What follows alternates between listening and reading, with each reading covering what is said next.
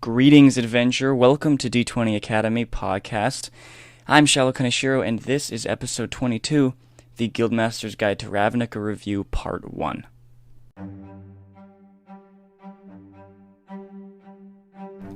Hey guys, today I'm going to be doing something a little bit different than usual. I'm not going to be spotlighting a particular monster or class, or talking about maybe some controversies in the D&D community, or topics to help dungeon masters and players in playing the game and getting inspiration and all of that.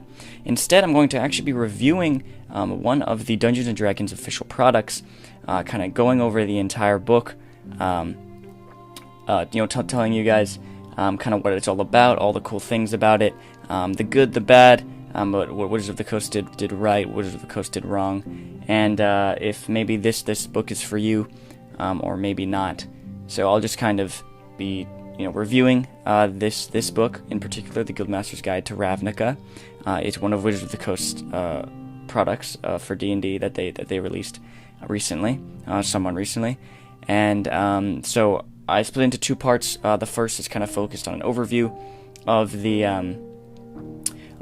whole book of the world, because it's a campaign setting that you can use in your Dungeons & Dragons campaign, and I'll kind of be just talking about an overview, and then as well as things for character creation and kind of the main aspects of this campaign setting and this book.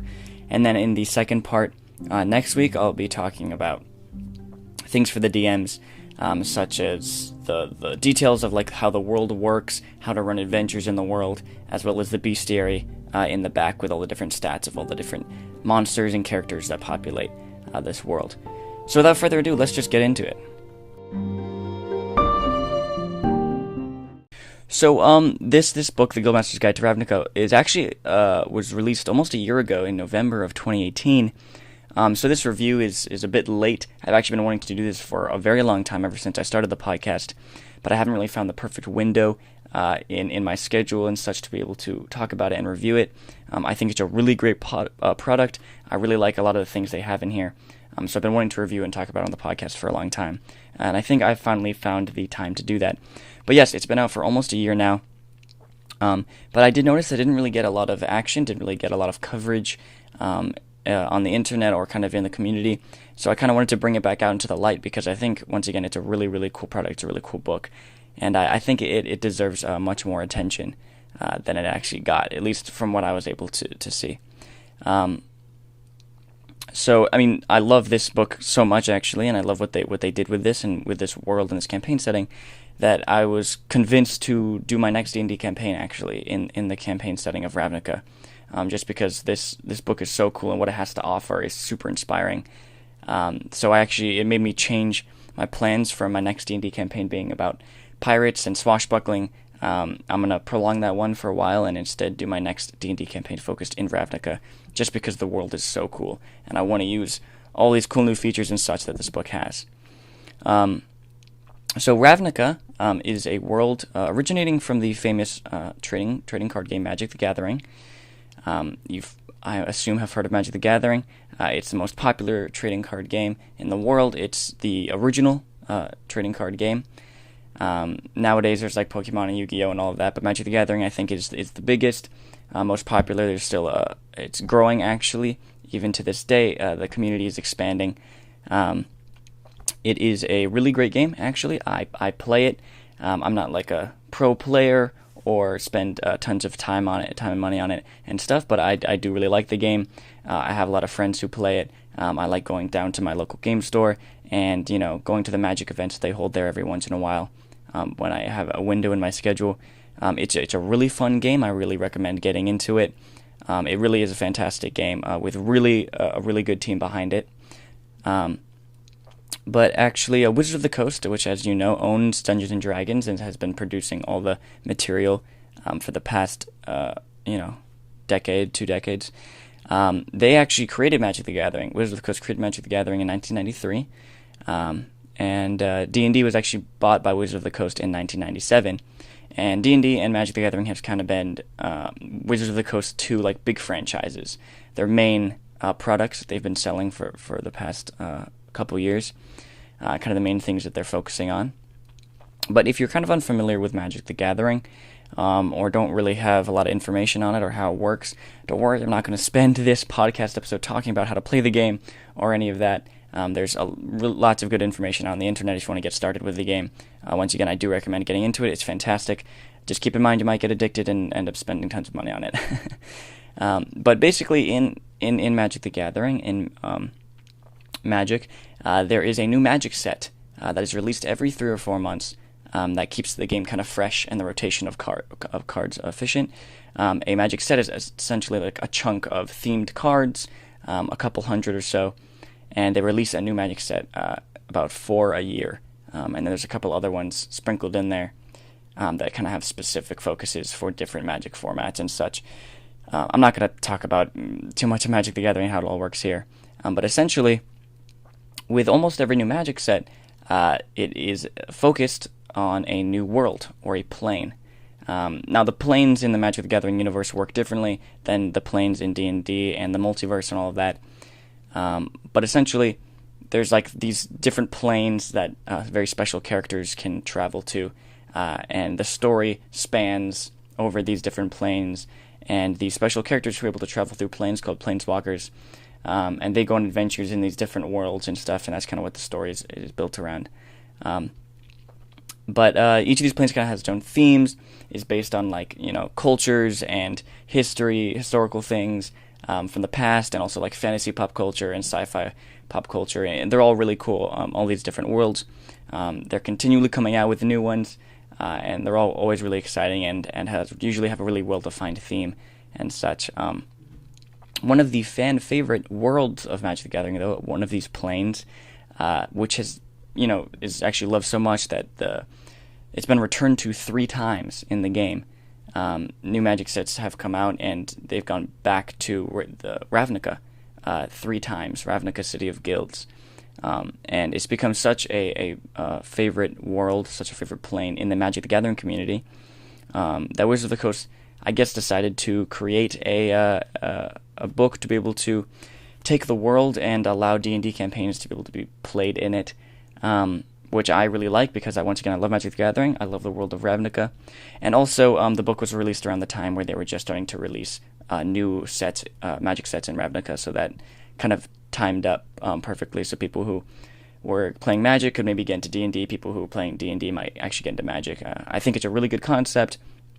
I really like combining the 2 worlds because I love both games, and I think they can... I love the worlds and the stories and the characters in both Dungeons & Dragons and Magic, and I think that, it's a good idea to be, sharing the things between them. So, quickly, though, to understand Ravnica and how it works, before I get into the character creation, which is going to be kind of the bulk of this episode, I want to talk about one of the core mechanics of Magic the Gathering, because Ravnica itself... is based upon this central mechanic in Magic the Gathering, and that is the color pie. If you didn't know, Magic the Gathering is a game with 5 different colors in it: white, black, blue, red, and green. And these different colors are used to, you put down lands and they create mana of this color. You spend the mana of the color to cast cards that require mana of that color. Each card, it has its own color, and such, and when you build decks, you choose from 1 to 5 colors. Your deck can include any amount of, any of the 5 colors in it. The typical deck has 2 to 3 colors. Anyway, each of these colors kind of has their own focus, mechanically as well as thematically. So white is thematically very focused on life and structure and the military, and mechanically, white typically helps you gain life, create lots of tiny soldiers, bolsters those soldiers. That's kind of white's focus. At the other end of the spectrum of the color pie is black, which thematically focuses on death and necromancy and pain and destruction, and the cards of that drain people of life, and lots of the monsters are zombies and all of that. So Magic the Gathering is very much thematically and mechanically based upon this color pie of 5 colors. It's a genius mechanic. It's built into every single aspect of the game. It keeps the game consistent, but also fresh, and it's great. Magic the Gathering is just great. Go play it. But basically, you understand that these 5 colors is what defines magic, and the whole game, everything is built around these 5 colors, and each of the different play styles they match up to and such. Now, the world of Ravnica is built on the concept of a plane-wide city, so it's just the whole plane is just filled with a city, and it's ruled by 10 different guilds. And now each of these guilds is defined by a different 2-color combination, right? White-green, white-black, white-red, whatever. And this not only dictates these guilds' cards' mechanics and focus in Magic the Gathering, but also their thematic and flavorful elements, right? So you take 2 colors from the Magic the Gathering color pie and combine them, and so the cards that represent places or events or characters from this guild will cost those 2 colors, and their focus will kind of be a combination of those 2 colors' focuses, right? And so you kind of have to understand this because that's how Ravnica works in MTG. These 10 guilds, each of them is defined by this different 2-color combination, and so they all kind of have their own focus and their own themes stemming from the 2 different colors that they pull from, right? So real quick, I just want to go over the 5 colors, so as I go through the different guilds, the 10 different guilds at the end of this episode, you can kind of understand their focus and their theme a little better. So I kind of explained white and black, but then there's red. Red is focused on passion and fire and, efficiency and quickness, and so the lots of the red cards in Magic the Gathering deal damage to creatures, blow them up. It produces monsters who are fast and quick and all of that. Green is focused on nature and growth, and the cards are very much like big monsters who can stomp over other little monsters, making those big monsters stronger, gaining access to more mana to be able to buy more cards. And blue is, of course, the best color in Magic the Gathering. If you ask anyone who plays Magic the Gathering, blue is the best color, also the most annoying color. Blue is about intelligence and knowledge and secrets, and mechanically is just super annoying. You're able to cancel out other people's cards, you're able to counter their spells, you're able to steal their creatures, you're able to draw cards, look at your opponent's hands. Blue is very powerful, really strong, really good color, also really annoying. So that's kind of the 5 colors, their different focuses. So now when I talk about kind of the different guilds, how they're each based on a different 2-color combination, you kind of see how those 2 colors defines this guild's theme.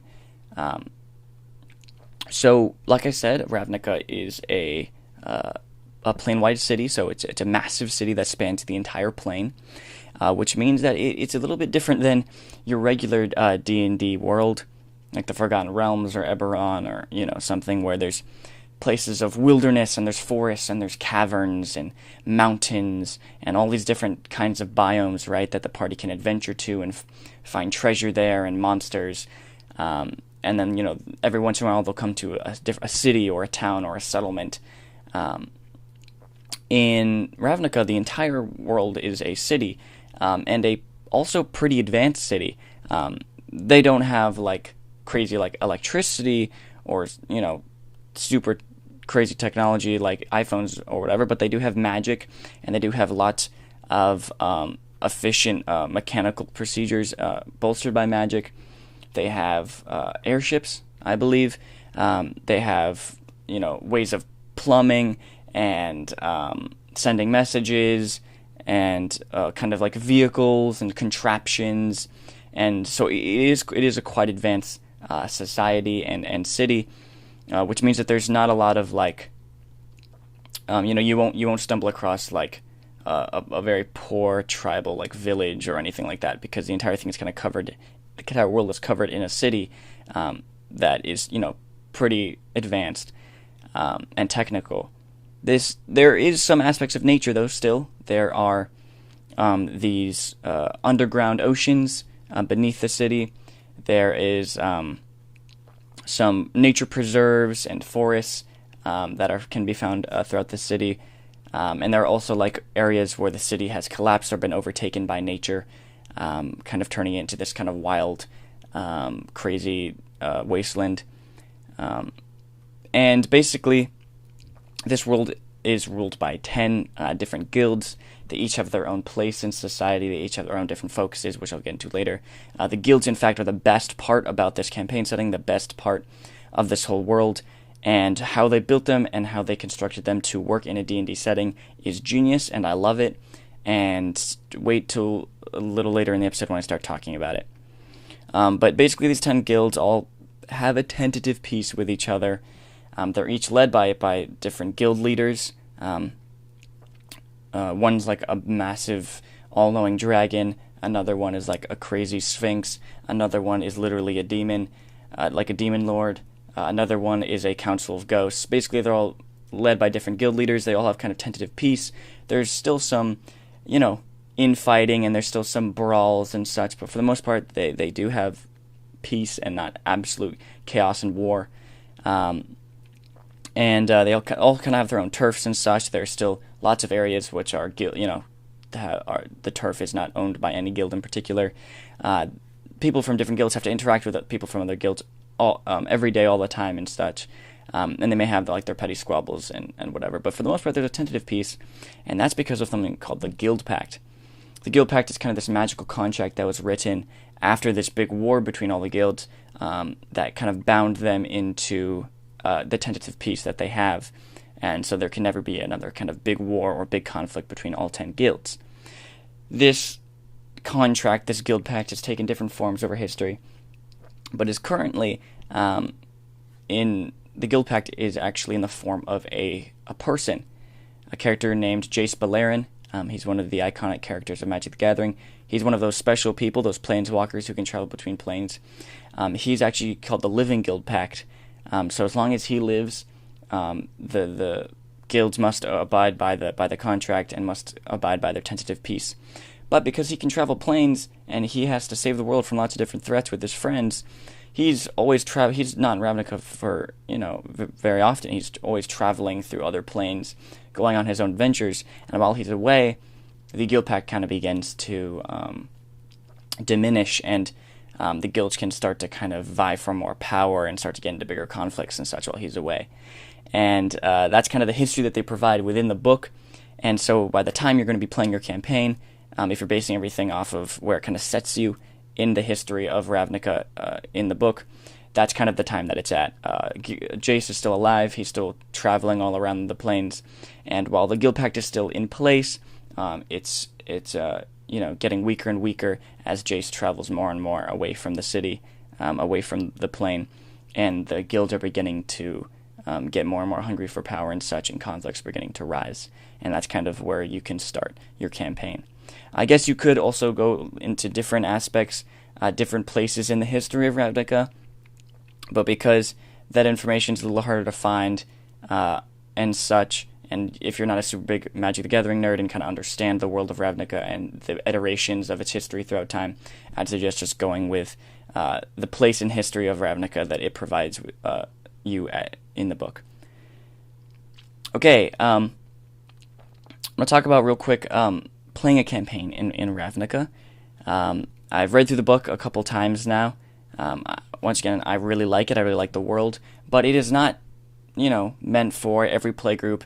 It's geared towards more of a specific themes and flavors of a campaign, and other kind of themes and flavors of campaigns might not fit best in this campaign setting.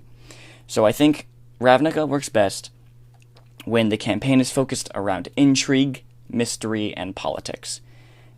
Because of the 10 guilds and the politics in there, not only within the politics and leadership within each guild, but also the relations with each other, and secrets, and assassination, and all that kind of stuff is all tied up in Ravnica. It's just the perfect world to run a mysterious intrigue, political-based campaign. So definitely if you and your playgroup is into that and would like to play a campaign like that, Ravnica is definitely the world for you. It doesn't fit, however, campaigns focused on adventure and exploration into new lands and delving beneath things to find treasure and going into dungeons and exploring the wilderness, because there's really not the wilderness, there's really not these areas to be able to explore in the world because it's just an entire city. And also, heroic fantasy may not work as well, just because the focus is much more on these 10 different guilds and the relationships between them than like a particular group of people who can like kind of rise up as heroes and such. But once again, you can kind of change it, morph it to fit the kind of campaign you want to run. But just I think that it fits best into a campaign focused on intrigue, mystery, politics, all that kind of stuff. Okay, now I've kind of given you an overview of Ravnica, the book, how it all, kind of a little bit of the history of the world and such. Let's get into the aspects of character creation, the new races and classes, and all of that. Okay, so like any other campaign setting for Dungeons & Dragons, Ravnica has its own list of races that exist. So there's some races in the Player's Handbook that don't exist, and some new races that exist specifically in Ravnica. So I'm going to go over those now. Here, let me flip to those pages in the book here. So if you have the Player's Handbook, if you're using the regular races, here are the races that don't actually exist in the world of Ravnica. Dwarves, halflings, gnomes, half-orcs, tieflings, and dragonborn. Those races do not exist in the world of Ravnica, but there are some new ones. So the races that do actually exist that are playable in Ravnica are human, elf, half-elf, centaur, goblin, loxodon, minotaur, simic hybrid, and Vidalcan. If a couple of those were weird to you and things you've never heard before, that's okay. Some of them are specific to Ravnica and Magic the Gathering, and I'll explain each of those in a second here. So for humans, they're essentially the same as they are in kind of the classic campaign setting world. There's a lot of humans at Ravnica. They can hold any position in the city. No human has actually ever held the position of a guild leader, just because no humans have really ever been able to become powerful enough to kind of vie for that position, as most leaders are things like dragons and angels and sphinxes and demons, beings which humans just really won't be able to compete with. But they do hold positions in every guild. They have all kinds of different jobs in the city.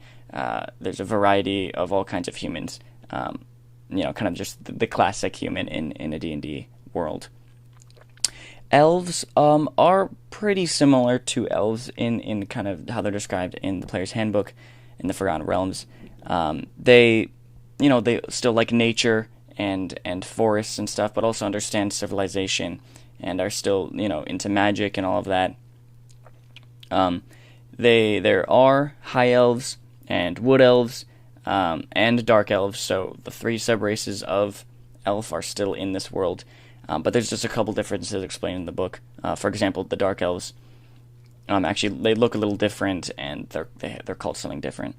And of course, you can play half-elf, because humans and elves exist in this world. There can also be half-elf, children. Okay, so getting on to the new races in this book, some of these are featured in other things like Volo's Guide to Monsters and such, but they are also included in this book just in case you don't have those. Okay, so the first one we're going to look at here, excuse me, while I readjust my position, is the centaur. So centaurs, if you're not aware, they stem from Greek and Roman mythology. It's like a being of half man, half horse, so they have the torso and up of a human, a head, a torso, 2 arms, but below the waist it actually becomes the body of a horse. So they have 4 legs, they have a whole horse body, and so they're quite larger than most other beings. They're very based in nature, and like in clans and community. They're very fast. They're very strong. And they're a pretty interesting race. I think they're pretty cool. They have this abilities to charge and also the ability to attack with their hooves. They're not exceptional or super unique, but they're a pretty cool race. Next is Goblin. Goblins have been included in Volo's Guide to Monsters, and I think also a couple other products by Wizards of the Coast for Dungeons & Dragons, but the stats for the Goblins are the same, and they're just, small creatures, very quick, very crazy and zany. In Ravnica in particular, goblins are a little more comical. They have really big noses and really big ears, and they're a little crazier and kind of zany and all over the place. but the stats and what they get is the same in wherever else a goblin is included. Like in Volo's Guide to Monsters, they're small, they can see in the dark, they can kind of hide or disengage with a bonus action. They have the ability Fear of the Small, which allows them to deal extra damage with an attack. I hate that ability, doesn't matter. So once again, nothing really unique, but they're cool. I like goblins. But now we get on to the awesome ones. This is the Loxodon. The Loxodon, if you haven't heard of it, and you have access to the internet, go ahead and look up Loxodon, Loxodon. It is a race that has appeared in multiple planes in Magic the Gathering. It's basically like an elephant humanoid. They're big, over 7 feet tall. They have the stature of a humanoid, but they have the head of an elephant. They have thick, leathery skin.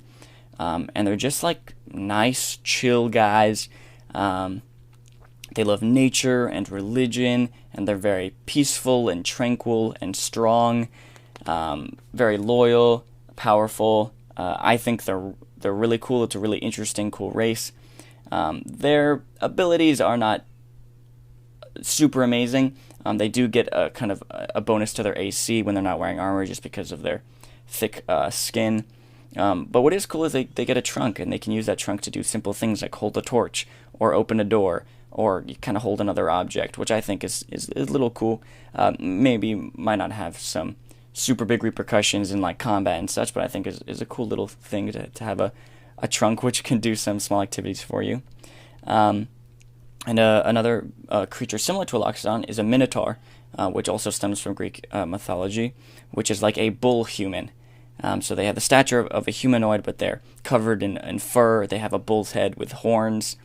Minotaurs are awesome, and even in Ravnica, they're really cool. They're strong and fierce and passionate. They're fiercely devoted to like their family or their guild, and they have some bonuses to strength and constitution. They have the ability to charge forward, stab with their horns, knock people down with their horns, and be a little intimidating. So they're pretty cool as well. Then we get to the really interesting ones, starting with the Simic Hybrid. So a Simic is actually one of the 10 guilds, which I'll get into later on in this episode. But a Simic Hybrid is essentially another race, typically a human or an elf, who has been experimented on by the Simic and been given biological modifications. Usually it's tied to some sort of animal, some sort of like aquatic amphibious animal. So maybe they have gills, maybe they have a shell, maybe they have extra arms that end in crab claws, maybe they have the ability to like sticky fingers, so they're able to like climb things really quickly. They have manta kind of wings so that they can glide, they can spit acid. It's really cool. You get to kind of customize your own hybrid character, choose the modifications that they have. And so it's a really cool, interesting race.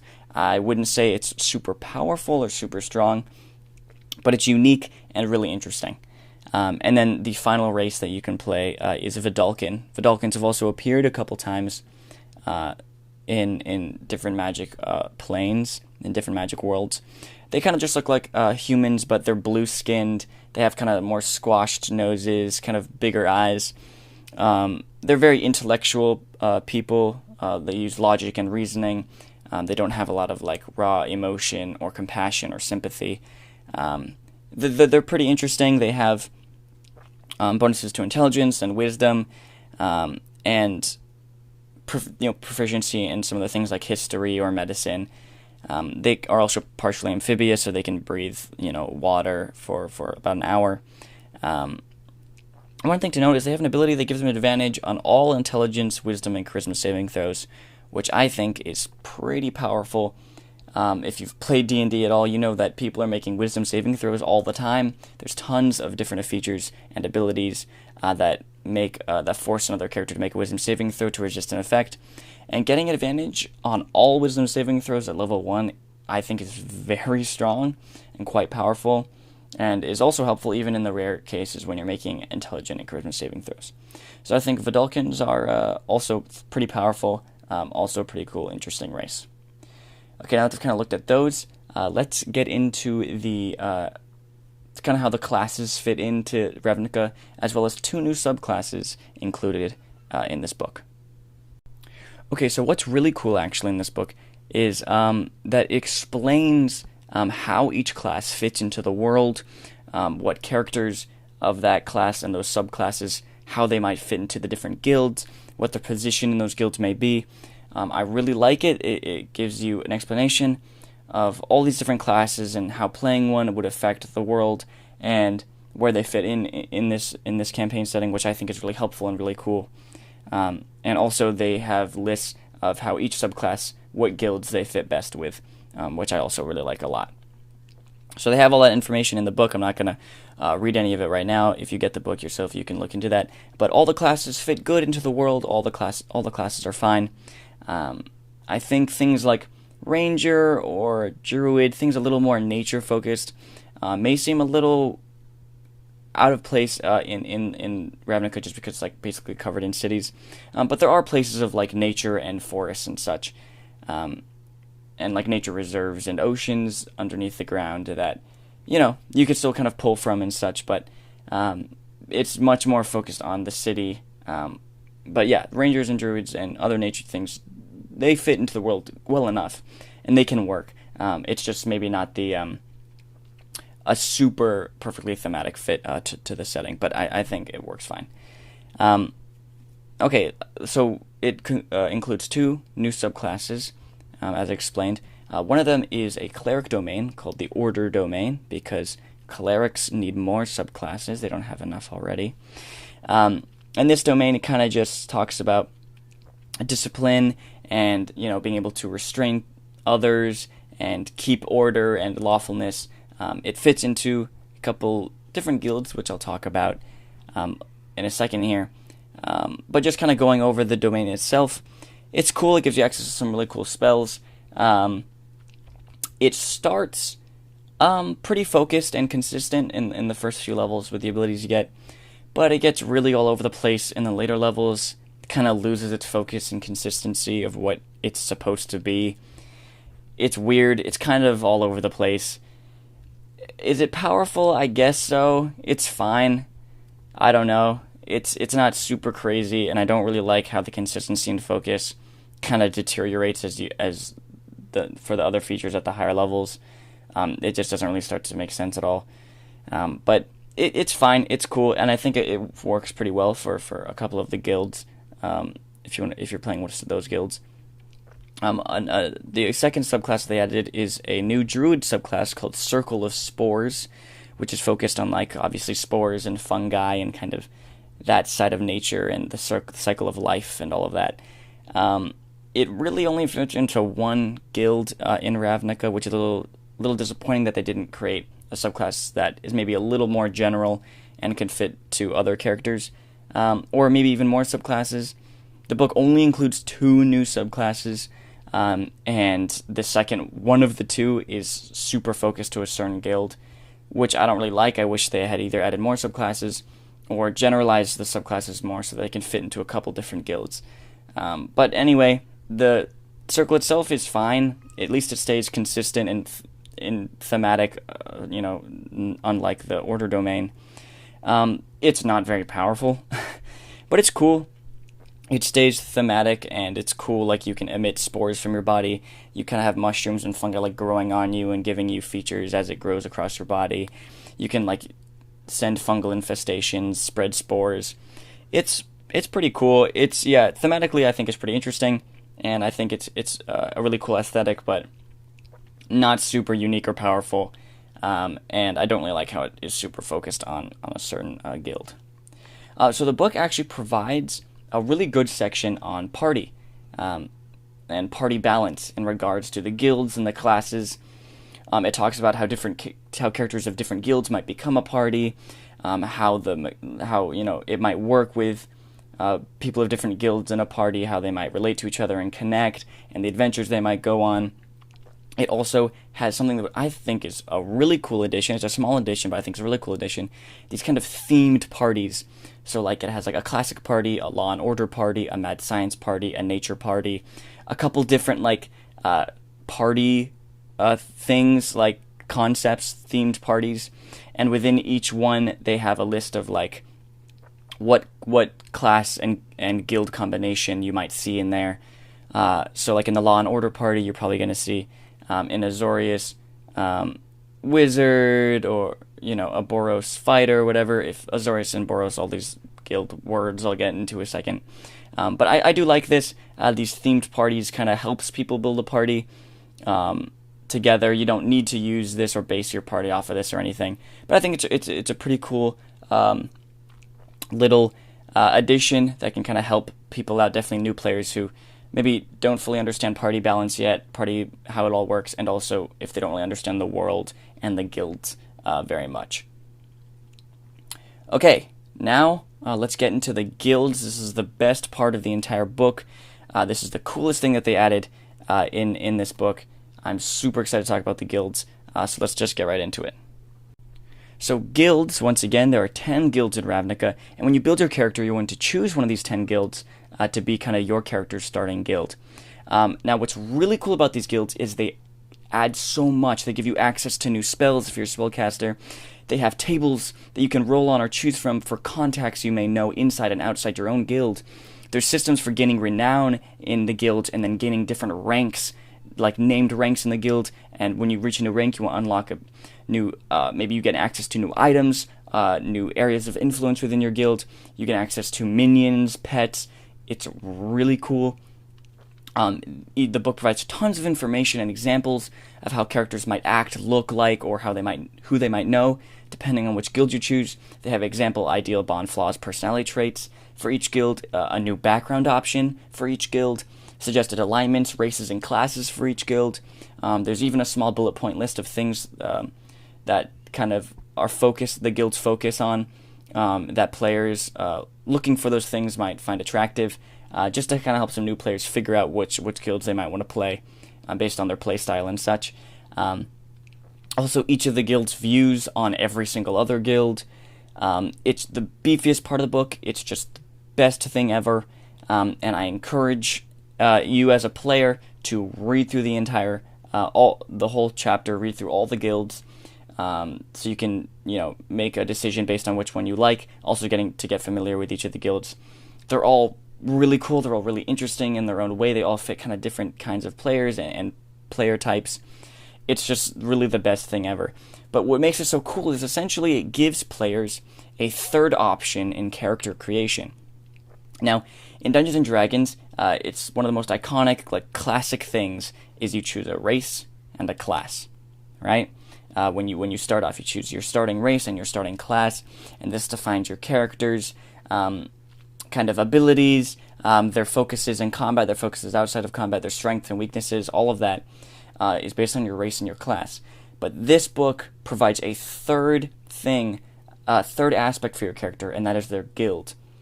And I just really like it because it provides not only things initially when you choose the guild, like a race, but also different features that you can gain as you level up, and as you gain renown in the guild, just like a class, how you gain new features every time you level up.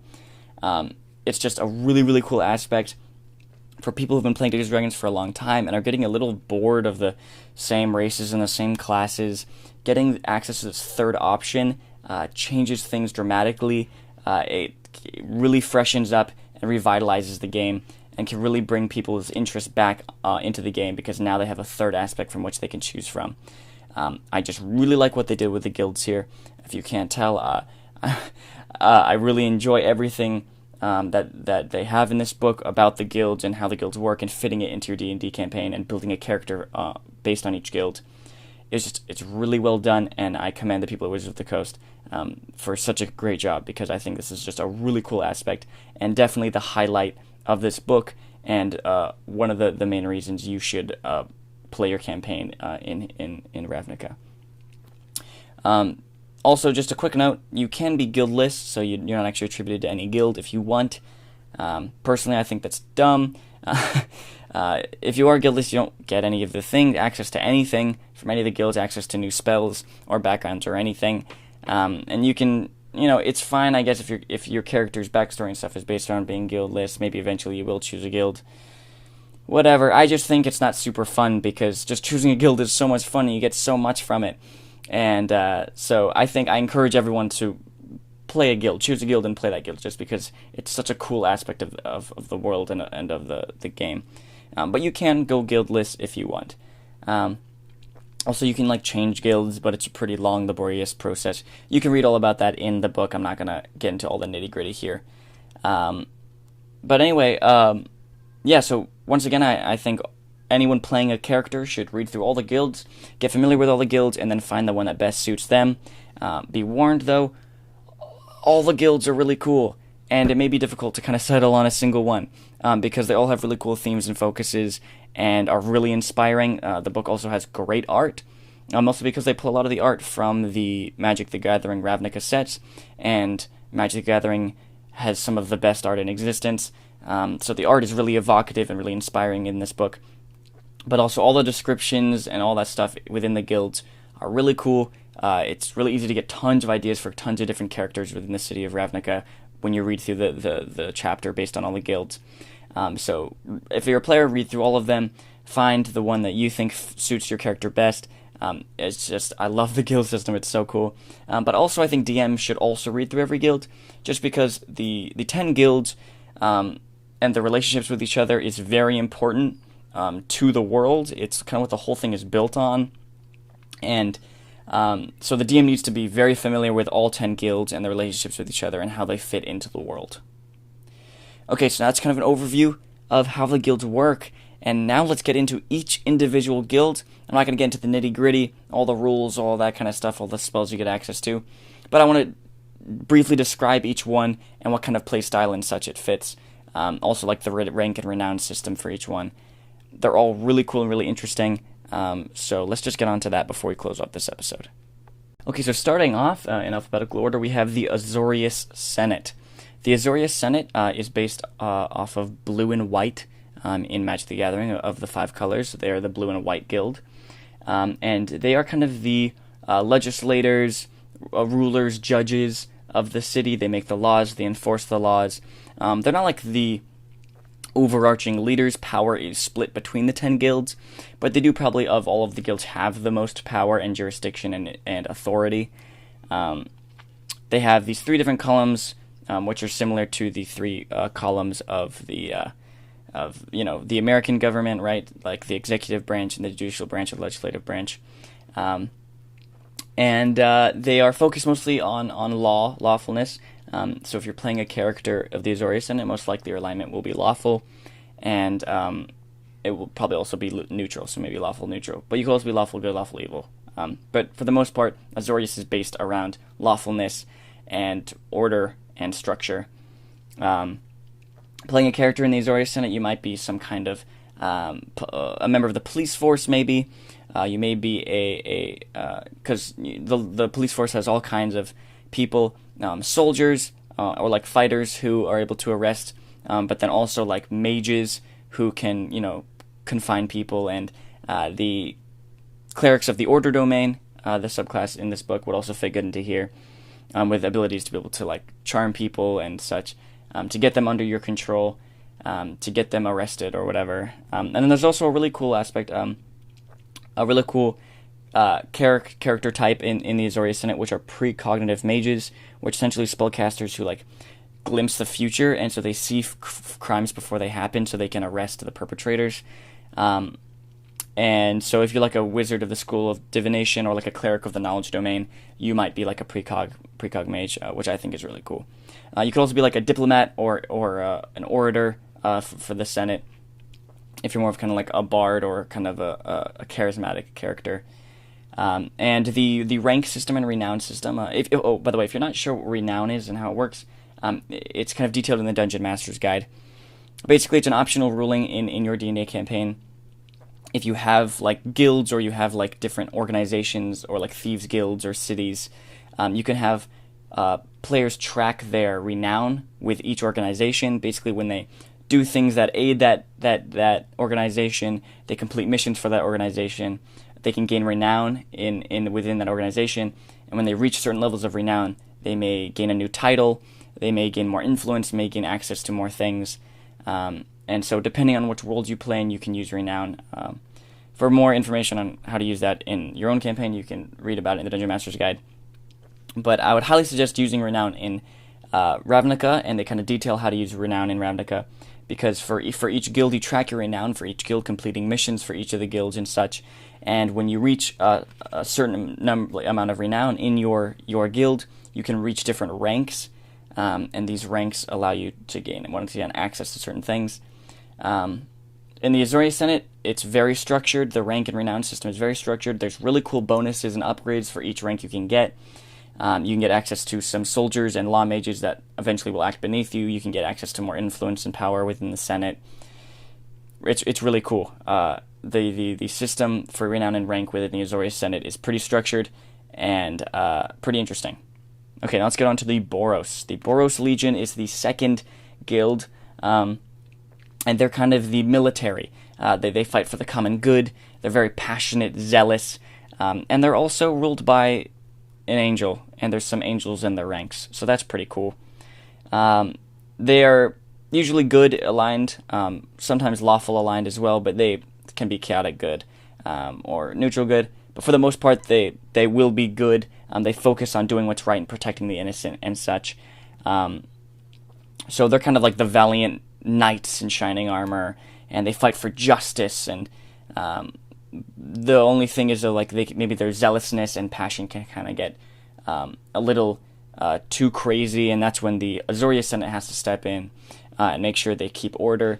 But then the Boros Senate also has to kind of keep the Azorius Senate in check by making sure that their laws and such that they're enforcing are, moral and ethical and such. So the Boros is kind of like the military, kind of the holy paladins and clerics and angels and the kind of the radiant light of the city. If you want to kind of play like a soldier or a strategist or like a sky knight, knights that like ride these big birds, you should play part of the Boros. Just like the Azorius, they have a really cool structured rank and renown system as you can progress within military rank within the organization. And there's even some options. So like when you get to a certain rank, you can choose between two different options, which is pretty cool as well. Okay, the third guild is House Demir. This one's super interesting. This one's based on like secrets and information and assassination and disguise.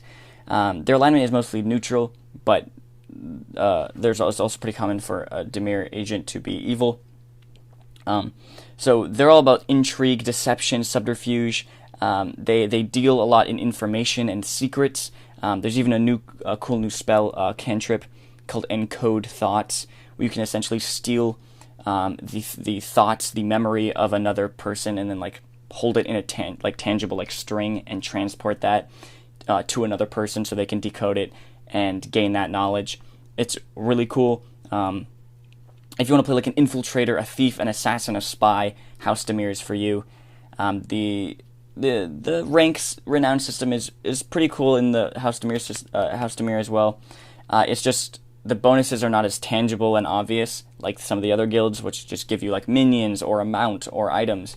It's a little more abstract and has to do with like your power and your informants and your contacts. Also, it should be noted that when you play House Demir, you actually start the campaign masquerading as another guild, which I think is also super cool. And if you're one of those players who kind of likes to hide some secrets and such from the other players, you should play House Demir. And you could be masquerading as someone from another guild, and there can be this big reveal where you reveal to the rest of the party that you're actually of House Demir. Maybe you've been spying on them or something. I don't know. It's just really cool. I really like House Demir a lot, and I think it kind of has one of the pillars of what Ravnica is about the intrigue and the mystery of that Ravnica holds, and the politics and all of that. I think is defined very well in House Demir. Okay, now I go on to the Golgari Swarm. They're about rot and darkness, shamans, necromancy. They're also led by like gorgons and liches. They live in like the Undercity, which is basically like the sewage system, and all these kind of this basically another city beneath the actual city with ruined buildings and churches and such. And they kind of deal with just rot and spores and filth. They work as like a hive mind. They're themed on like insects as well, necromancy, zombies. They're cool. They're mostly neutrally aligned, but they could also be they're mostly also evil commonly. If you want to play like a shaman, a necromancer, or someone who like explores the deep dungeons and caverns, you'd probably be a good character in the Golgari Swarm. And actually, they have a pretty structured rank system, but their upgrades and the things that you get at different ranks is really only in regards to the power and the influence you gained instead of tangible things. Next, we have the Gruul clans. These guys focus on nature, anarchy, strength, power. They dislike civilization. They want nature to reclaim Ravnica once again. So they're very chaotically aligned. If you're playing a barbarian, a basher, an anarchist, then you're probably going to fit into the Gruul clans. They live in like the wastelands, the rubble, and their main focus is trying to tear down civilization and set up, let nature take over and chaos and anarchy take over. The rank system is actually super dope. It's based upon like the clan that you're a part of, and it grants you access to like clan members and wild animal pets as you progress, and like eventually you get the option to like even start your own clan, and it's really cool and interesting as well. So I do really like the rank and renown system for the Gruul clans. Okay, next we have the Izzet League, which is super cool. These guys are based on the red and blue colors of the Magic the Gathering color pie. And these guys are just there to focus on experiments, explosions, discovery, brilliance. They're chaotic, usually chaotically aligned. They're all about like learning new things and experimenting.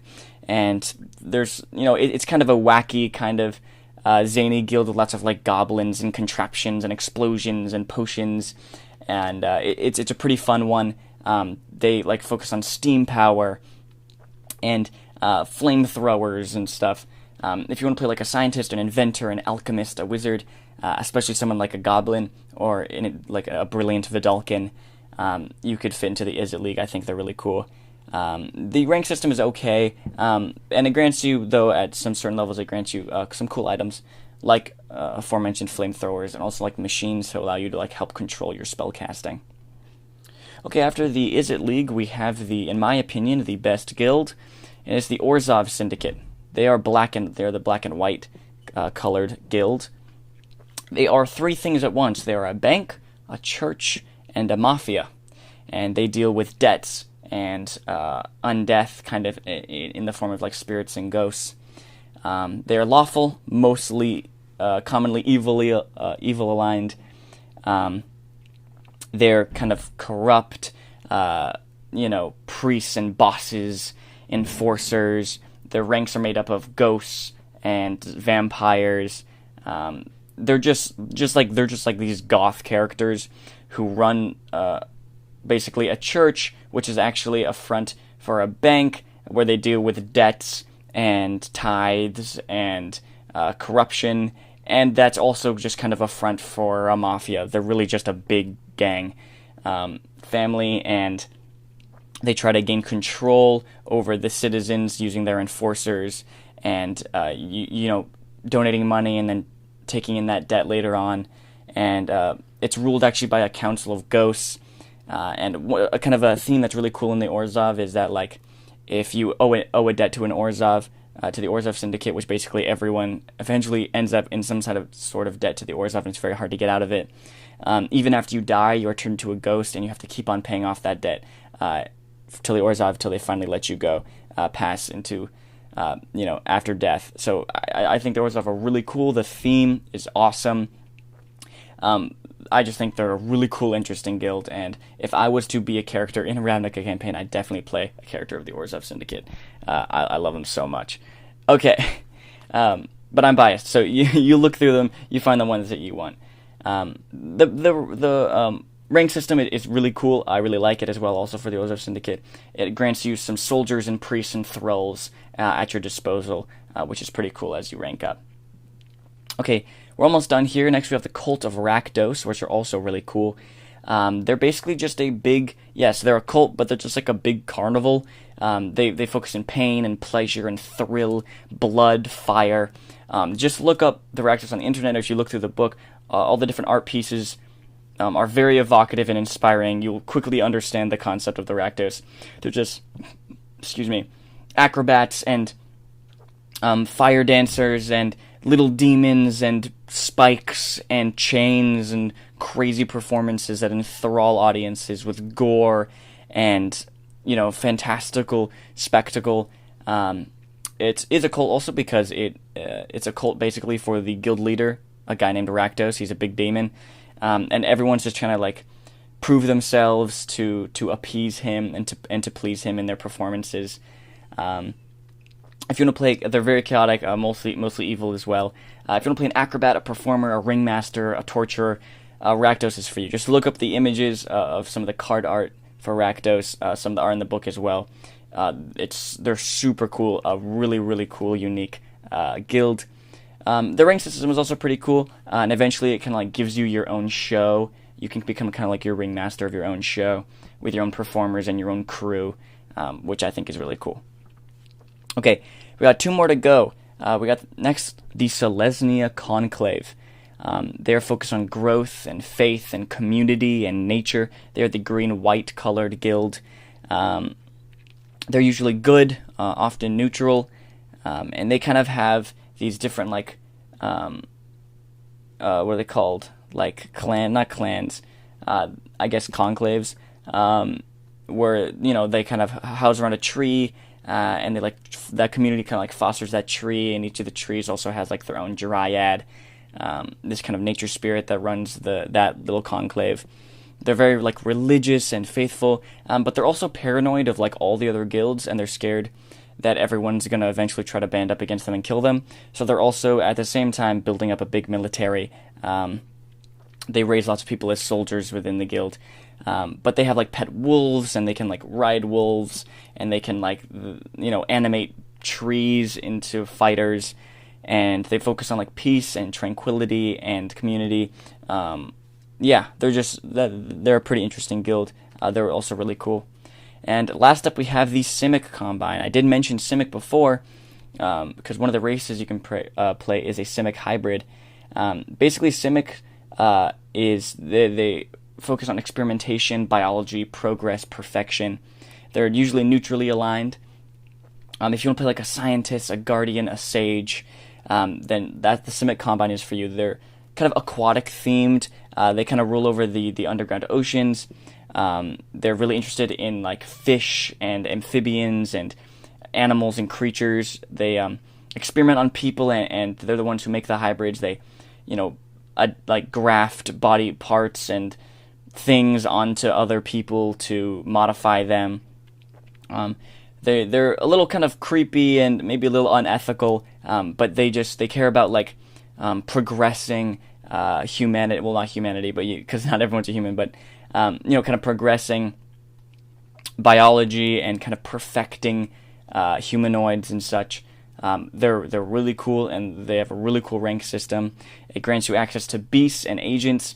And each of these guys, you can customize them and their modifications. They're kind of biological modifications, whether they, have shark fins or crab claws or whatever. So the Simic are really, really cool and interesting. And they are the 10th guild in Ravnica. Okay guys, that brings us to the end of today's episode, part 1 of reviewing the Guildmaster's Guide to Ravnica.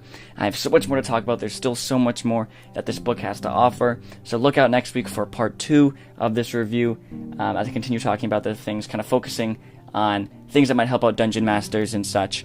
I really like this product. I really like all the information it provides, and I think you guys should go out and take a look for yourselves, and maybe find out a really cool world that you can play your next Dungeons & Dragons campaign in. Okay guys, thank you so much for listening, and have a great day.